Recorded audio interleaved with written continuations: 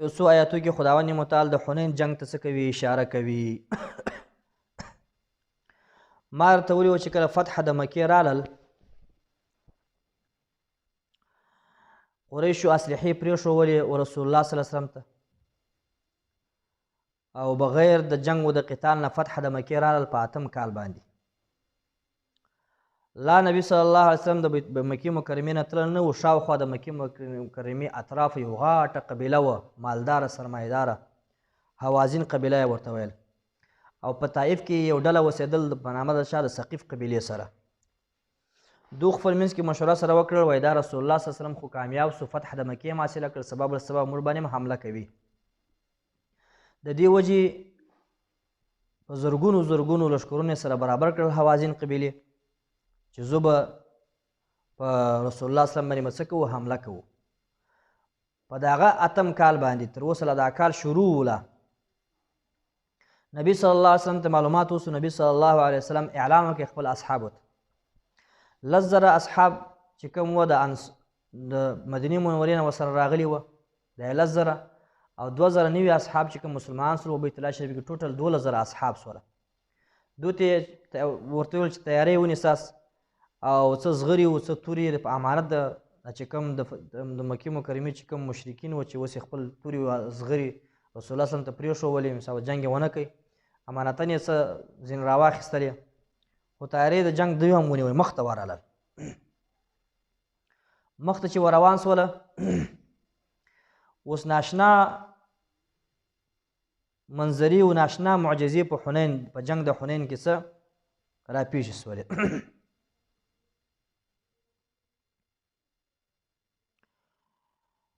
نو په شوال کې تقریبا دا پیښه سوې ده.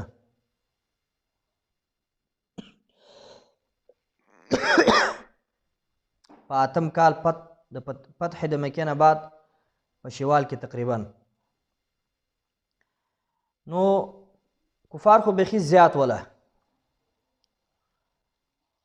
نو نبی صلی الله علیه وسلم جهاد ته ووتې د حنین. و دا د مکې مکرمې چې کوم قریش دي کوم کفار دي دا هم دغسې په نندارې ورسره ووتل، ښځې و نران و چې دا به څنګه کېږي، اوس فتح به څوک حاصلوي. دې لپاره ورسره ووتل، وایي که چیرې مسلمانان مغلوبه سوله شکست یې وخوړی نو موږ به خپل انتقامونه ځینې واخلو، دا نیتونه یې کړي وه. او که چیرې غالبه سوله خو د هغوی به ورته ګورو. نو په دغه تک کې په نامه د یو شیبه صاحب چې په دا وخت کې مسلمان نه و، پلار یې حمزه صاحب شهید کړی و په جنګ بدر کې، او اکا یې حضرت علي صاحب راولاړ سو، د اکا یې ځینې شهید کړي. دا شیبه چې کوم و دا ډېر په دا وخت کافر و، خو نبي صلی الله علیه وسلم ته په دغه نیت ورسره روان سو، وایي که چې ټیم ماته میلاو سو زه به وهم او څه کوم، نبي صلی الله علیه وسلم به شهیدوم.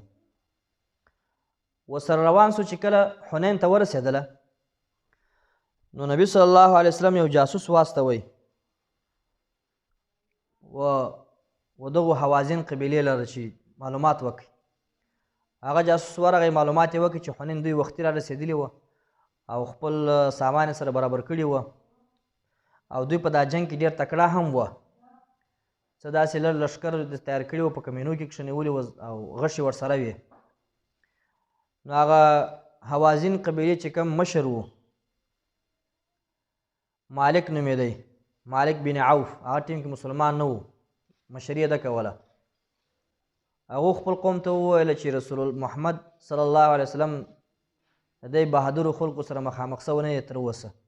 قریش خو په جنګ و په شي نه پوهېدله اوس، نو خپل قوم ته څه تسلي ورکوله. او بله ورته وویل چې هر سړی به خپل بچیان او خپل مال او خپل ښځه ځان سره بیایي جهاد ته او په شاکهیي به تر څو پورې چې شکست خوړی نو دوی به شرمېږي، شکست به نشي خوړلی، د خپل بچیان او خپل ښځه او خپل مال به نه پرېږدي.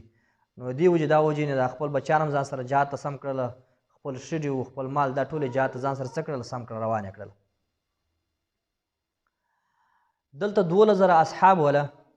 نو اصحابو دا وویل چې یاره موږ خو په احد کې چې کوم اول سر غالب وسول په کافرانو باندې هم لږ وو او په جنګ بدر کې 314 نفر وو او دوی په زورونو هم موږ ورباندې غالب وسو. اوس نو ډېر 12,000 اصحاب اوس خو په طریق الاولا سره څه کېږو غالبه کېږو. اذ اعجبتکم کثرتکم فلم تغن عنکم شیئا الله وایي. نو خداوند متعال ته د اصحابو شان او مرتبه معلوم ول، دا خبره ورته خوښه نه سول چې تی خپل په لښکر باندې څه وکړئ، اعتبار وکړئ، اعتماد مو وکړئ.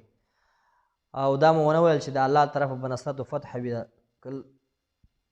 که لښکر لږ هم وي که ډېر هم وي چې د الله نصرت چا سره نه وي فتح نه سي حاصلولی. په دغه وجې په جنګ شروع کې چې دوی حنین ته ورورسېدل، اخوا دوی تیار کمینونه نولي وو، غشي یې شروع کړلې، شاوخوا یې کتل معلومات نه کړي دا غشي د کومه خوا روان دي. جنګ شروع سو. چې جنګ شروع سو نو په اول د جنګ کې نبي صلی الله علیه وسلم اصحاب چې کوم هغه شکست یې وخوړی. اوس نو دا شیبه چې کوم دی، شیبه صاحب دا وایي چې زه ما دغه موقع ماته میلاو سول چې اصحابو شکست وخوړی، هر یو خو په غم اخته وو. نو ما اوس مخکې ته ورغلم چې زه به اوس رسول الله شهیدوم، چې ومکې د عباس رضی الله عنه ورسره ولاړو او دغه رقم ابو سفیان ورسره ولاړو، دفاع یې ځینې کوله. وایي ما وویل چې یاره دې خو حمله نه سي ورباندې کول، د شا د خوا ورباندې رالم. د شا د خوا چې ورباندې رالم نو دا اچانک نظر ما باندې پرېوته، چې پرېوته ما ته وویل شیبه دلته راسه. وایي چې رالم، وایي په سینې باندې لاس راته پرېښوی او دعا د خیر راته وغوښتله. چې دعا د خیر راته وغوښتل چې وایي چې ما ورته وکتله نو په دغه کتلو سره ماته دی تر خپل ځان هم راته محبوب سو، تر خپل مور و پلار هم راته محبوب سو، تر هر چا راته محبوب سو. نو وایي بیا ما ته ویل ای شیبه دا دعا راته وکړه چې خدای پاک ستاسې څخه د شیطان چې کوم وسوسه د هغه د خدای پاک ستاسې نه ایسته کړي. نو وایي داسې بارون په بادري سره وجنګېدلم د کافرانو سره چې بیخي زیات مسلمان سوم. او بیا چې کله وایي حنین جنګ چې ختم سو نو ما ته رسول الله صلی الله علیه وسلم ټوله واقعه بیان کړل چې شیبه ته چې د مکې مکرمې نه په کم نیت راوتلی وې ما ته معلومات وو چې تا څه غوښتل څه نه دي غوښتل، خو الله ستاسې نه د خیر ما ته یې وویل چې دی به د خیر امید دی وده لره، دی به اسلام ته خدمت کوي. نو بله داسې واقعه را پېښ شول په حنین کې چې حنین ته نارسېده رسول الله صلی الله علیه وسلم په یو درختې لاندې بیده سو، یو سړی ورته راغی. نو نبي صلی الله علیه وسلم توره خپل په درختې باندې څه ځوړنده کړې وه. هغه سړی راغی توره د نبي صلی الله علیه وسلم یې واخیستله، رسول الله صلی الله علیه وسلم یې ویښ کړه، اوس به څوک تا ما نه بچوي؟ ده ویل ما نه به څوک، رسول الله صلی الله علیه وسلم وویل چې ما به ستا نه الله بچوي. دا خبره ورته وکړله، د هغه سړي توره په لړزه سوله، لاس یې په لړزه سوه، توره یې لاندې وولېدله، توره یې راواخیستل، د هغې ورته ناست و. دې خوا ابو برده رضی الله تعالی عنه راغی، ورته ویل یا رسول الله څه کیسه ده؟ او واقعه ټول ورته بیان کړې. دا سړی ما سینې زه بیده وم، توره یې ما باندې راوباسله چې اوس به ستاسې څوک به ستا ما نه بچوي؟ ما ویل الله هم بچوي. نو اوس دا دی ناست دی راته. ابو برده ویل ما ته اجازه راکړه سر ځینې پرې کړم. وایي نه اوس پرېږده دغسې. نو هغه لار یې څه کړله ورېله کړله. او دغه رقم نور هم داسې واقعات رالې چې هغه بعض داسې چې دغه ټیم کې کافران و مسلمان سوي نه و، د رسول الله اسلام په قتل باندې راوتلي وو چې مړ کوو بیا دغه ټیم کې، خو بیا الله پاک څه وکړل د اسلام شرافت او عزت ور نصیب کړي مسلمانان سره ټول. نو حنین چې کوم دی دا 10 میله چې کوم دی د مکې مکرمې نه لږ اخواته دی حنین. نو خداوند متعال غټه فتح ورکړله، ولې تقریبا 514 ملایکې دا بدري ورته د اسمانه ورته رالېلې او امداد یې ورسره وکړي. په اول سر کې خو دوی شکست وخوړی، په آخر کې بیا عباس رضی الله عنه اعلان وکوی. رسول اسلام ورته وویل چې ورته ووایه چې هغه انصار څه سوله چې ما سره یې مصابه طور وعدې کولې د جهاد او د درختې لاندې ما سره بیعت وکړي او هغه اصحاب څه سوله، هغه ملګري څه سوله. نو اعلان یې وکړي عباس رضی الله عنه. نو ټول اصحاب بیرته باندې راجمع سوله، بیا جنګ شروع کوي. 514 ملایکې هم رالل و چا کومک لره. نو حنین کې بارونو کافرانو شکست وخوړی، چې شکست یې وخوړی مالک چې کوم و مشر هغه هم وتښتېدی ولاړی. 6,000 قیدیان چې کوم و دا یې ونیوله اصحابو او 40,000 وشان یې ځینې ونیوله او د هغه رقم 40,000 بزې ځینې ونیولې او 4,000 اوقیې سپین زرې ځینې ونیوله او 80 کسان یې ځینې مردار کړل دا کافران. نو خداوند متعال دوی له څه ورکړله؟ فتح ورکړل. اوس خداوند متعال دغه حنین بیان کوي. لقد خامخا په تا سره نصرکم الله نصرت کړی و ستاسو خداوند متعال فی مواطن کثیرة په ډېرو ځایو کې او ویوم حنین په ورځ د حنین باندې اذا وخت